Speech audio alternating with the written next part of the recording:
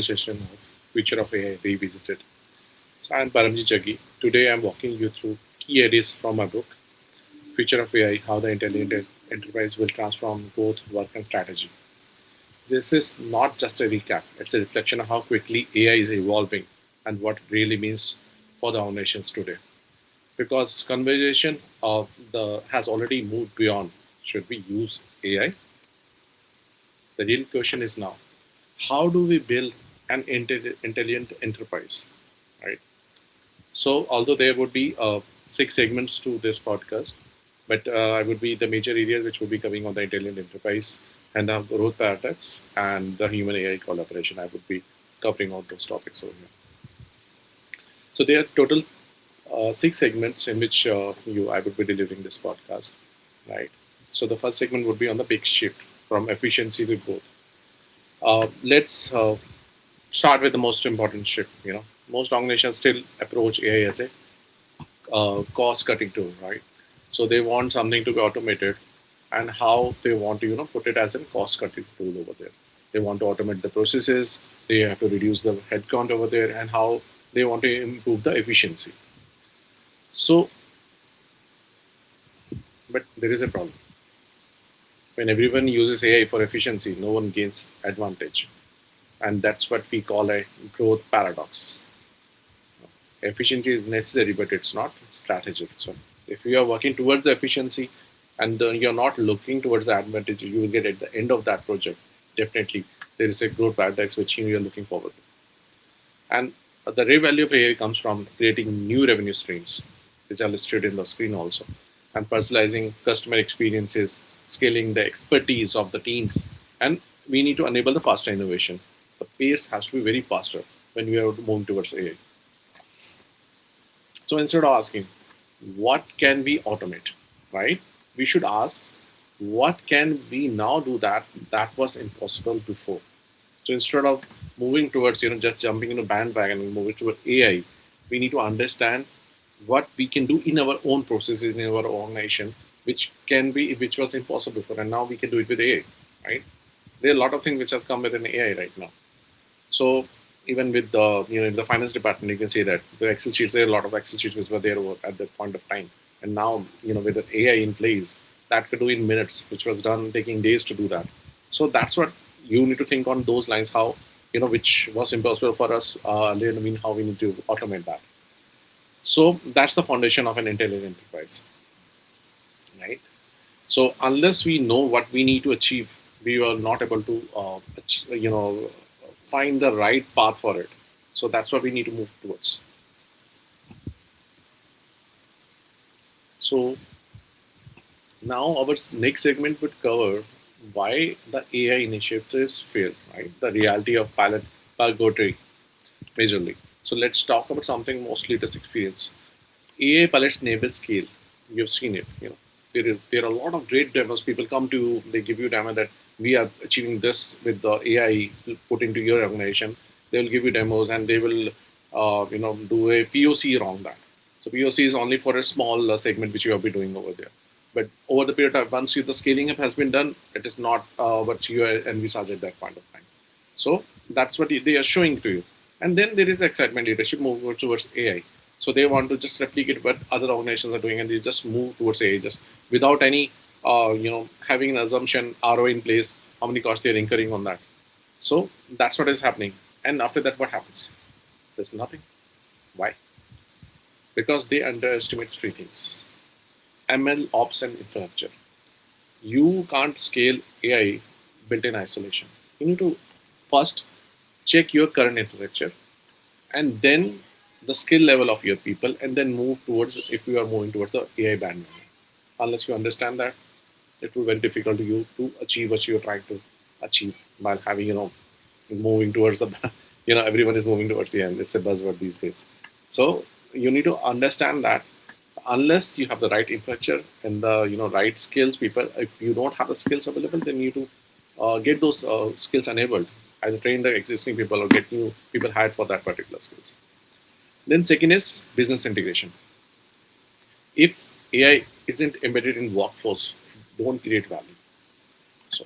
something which is already existing in your organization and you want to automate those with AI, you need to have that business integration in place. If you don't do that, then it will not create a value. And the integration is not specific to one department; it's a multiple functions which are working together. So you need to create something which is beneficial for the complete organization, not specific to some function. Third is the major one is the alignment to outcomes. If you are not tying this to your revenue or strategy, the AI, which is probably from coming from a mission or a vision, definitely it fades away over a period of time, and that is what we call pilot purgatory. So, what is you need to do to escape this, right? So, must you AI must move from experiment to platform and then the enterprise capability, right? So, whatever you're doing as a demo or a POC and then moving towards a platform, then the enterprise capability has to be made. That's how you move to the next level. So my third segment is the rise of intelligent operating system. It's based on the agentic AI and the decision intelligence itself. So we need to understand, we have seen the traditional AI, we have seen the Gen AI. Now, what is actually changing right now with agentic AI into the picture? So it was in tools in which we are putting some automations through which you are getting insights and every from the tools and from the custom dashboards. All the insights are reflecting over there. But now it is moving from tools to agents, right? So what we used to do, we put an input, AI answered those questions, we were very happy with it. Now, what the AI does, it first plans something. You had given a query to a AI as an probably an agentic AI agent. So what he does, he plans in the background that what action needs to be taken on that. He will not give you a simple answer on that. Then he execute that particular job, and then it collaborates with other agents also, because if they being an orchestrator, there might be two or three agents who are available with the orchestrator who would be collaborating and then giving the input, right input to the agent, the front agent. So that's how we are entering the era of agentic AI. Thinking of uh, how it will handle the agentic AI, how it will handle these workflows. So it might handle finance workflows. AI would manage the complete HR onboarding end to end, right from the time he has got an offer till the time he's onboarded, and then AI can coordinate also supply chains also, right? And I think supply chain, a lot of effort has been gone into supply chain management, in which a lot of individuals are involved, which AI can do on their own as an agent, right? So that's how it will create a new reality. You're no longer managing people alone. Now you're managing humans and machine together. The human AI collaboration is coming together now. So decision intelligence is also coming into picture at the leadership level. Something even bigger is happening, in which some of the decisions are very captured on the analysis of the AI over there. So a lot of bigger decisions which are coming over there, and that's how the AI is transforming the decision.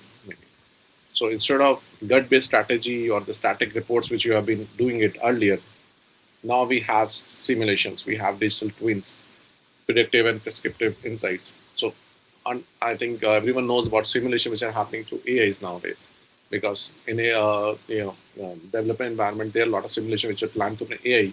Even there is an example in which for the races also there's a simulation which is put it through AI in which they can increase the speed, decrease, and they can check if the incidents or the accident can happen over there. Digital twins in which people don't have to come always to the screen and give their speech over there. They can have their digital twins do that. And there is a predictive and prescriptive insights. A lot of things which is coming from AI, with the agentic AI into which. So this leads to what I call it the algorithmic C-suite, where leaders don't just decide; they simulate before they decide. Right? So they do the simulation, they get the results. If they feel like it's a good result, they move towards the towards the final decision which needs to be taken. If we move to the next segment, the human side of AI, how the co-pilot culture will work, and I think that's the most important question everyone wants to ask. What will happen to people? So they will be thinking they will lose job because agentic AI is taking control of everything, and the agents can do work in place of them. So according to me, AI is not eliminating a work; it's eliminating low value work. What disappears? Repetition of tasks which you have been doing over the period of time. Right? So it will not do repetition of tasks. Then the manual processing we used to do it for the Excels. We are working a lot of things which have been done. So this could be done in minutes by the AI agents. And the basic analysis. Any analytical job which people are doing, they need to do analysis on number of sheets and a lot of research which have come to them. They have to refer to those. So those analysis have to be done by these agentic agents itself. So this will disappear automatically. And what will rise after that? It's the judgment. So people who are reviewing these and taking the final call on that, that will come into picture, and the creativity, because how they need to give the right command to them, that has to be very clear on that. So if it is planning and it is giving execution to you, you need to give the right command to the agent also. So the creativity has to be there and the strategy in place, right? So if you have a strategy in which you will work towards that, you will work towards that particular strategy and give the right inputs to the agent over there. And last is empathy. Empathy is more like it's a human AI collaboration. So you need to understand, you need to empathize on that matter. You need to go to their shows and come back to that. So accordingly, you need to understand on that. So how the AI will think and how you need to give the right inputs toward that. So that's how the co-pilot culture will work. So we are moving towards a co-pilot culture in which AI does first 80% of the work and then human refine and do the final 20% of the work over there, right? And role would be changed from doers to reviewers to strategists for the humans, because AI would be doing maximum part of their work and then they can just review and become strategists for that. And the most valuable skill becomes the ability of to work with AI, not against it. You need to go hand in hand with it, with the human AI collaboration. So my next segment covers the future of competition. And see, these chapters have been drafted in my book itself, and have taken some input from those my book, and then we present to you the various chapters which are available in the book. So these are those glimpses. In the book, you have the detailed discussions on it. So the future of competition, right? Majorly, intelligent market system and ecosystem are evolving over the period of time. Right? Let's zoom out. Right? It is just not changing companies, changing markets also. So you see that there is a issue with the company. It's not basic of that because the market is evolving on a day in day out basis. So the big shift which are happening these days, like personalization. Every customer becomes a market of one. Right. So majorly, they want to move towards the market, which is actually, want to stick to that particular market in which they're getting the maximum gains. So that's how it is happening over there. Second one is continuous strategy. So there's no annual planning now. Strategy become real time. How they need to migrate, because annual planning will not work if they are actually not doing the right strategy in place over that. So it becomes real time. You need to pivot every 3 months or 6 months down the line. You can't have annual planning in which you have, and this is something by the end of the year you will do this. That will not work. You need to do it every quarter. You need to pivot, and if something technology is rapidly changing, then you have to go to the next level. Right. Third is the ecosystem competition. Companies no longer compete alone; they compete as networks also, because they need to have a collaboration in place. Because with a lot of things which are happening on every 3 months or 6 months, technology is changing. They can't do it alone, so they do have a collaboration. Either either they go individually on that, or they go for a merger and acquisition, or they might take over some company and move with their technology, move to the next level. So that's the thing, they have to do it. They can't do it alone. They need some support into that. So the question is no longer how good is your company. So it's how intelligent is your ecosystem. That's how it will work in the future. So we are moving to the last segment, majorly the trust and human AI collaboration, right? So, and I think it is the final and the most critical piece. I can say the trust. AI creates power, but it's also creates uncertainty. So people want to know who is responsible, how decisions are made, and where humans are involved, right? So I think any decision which has been taken by AI, so we need to have some responsibility catered to it. So in a organization, if someone is a CI was taking decisions based on AI, definitely the CI would be the responsible person. And there is a department head who's taking care of the complete COE of an AI. He is the responsible person. And how the decision is made? Have they evaluated the right decision? Have they reviewed it, or they have been just looking into the data and then taking the next decisions? So they have to the decisions has to be very clear on that part. And how where the humans involved, at what time, during the review process, or they were at the first analysis itself. So that's how they need to understand that. And this is why the future belongs to human and AI collaboration, not full automation.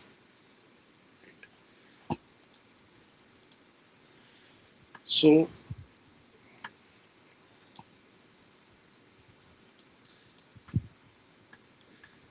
so the best organization will what they will do. They will keep humans in decision loops, and they would be transparency in terms of the decision which we're taking. So it is not specific to the high level authority or the leadership which will be taking decision on that. They would be actually building transparency throughout the top down approach to understand whether how the decision has been taken, and design an ethical system. I think the responsible AI is coming with that, and with the ISO 42K, with the AI management, everything in place, we'll have those ethical system in place very soon. And why it is this? Why need to have AI and human collaboration? Because trust is the new competitive advantage. You need to rely on AI in most of the things, because they are doing 80% of your work and you are doing 20% of that. So trust has to be there, but you need to continuously review it, check it whether all the, even if you are using a chat GPT or probably any other tools over there, Gemini, Rocket, they give you one final warning in the end when you are getting the output that it is AI based. You need to check it, review it before sharing with anybody. So make sure you share it. You're having a trust, but understand it's an AI which has given the right output. If given, it will give the right output. But if it is something which is went wrong, you can't rely on that. Okay, I think we're through with my all the segments which have been, I need to cover based on my book. There are nine more chapters into that, but I've got only six segments in which the major chunks which are required for this podcast has been included. So, if you see, so my book, Future of AI, is available on Amazon. So, I'll also give you a link for that before we close this podcast.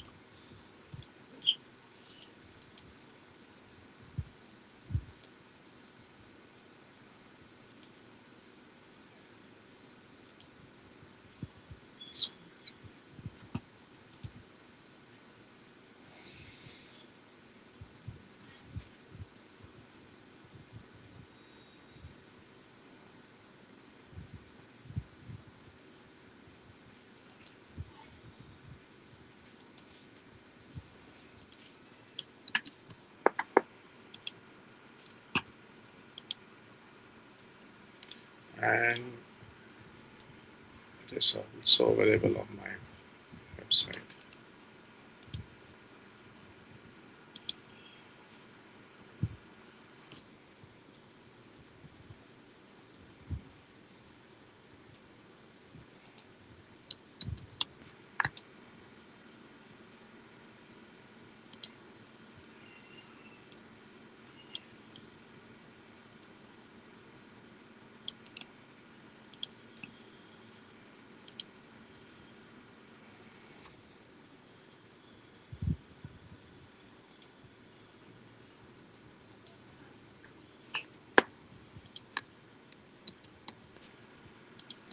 You can also, check my other center page. Probably just follow my page, and probably you get all the books which have been, written by me.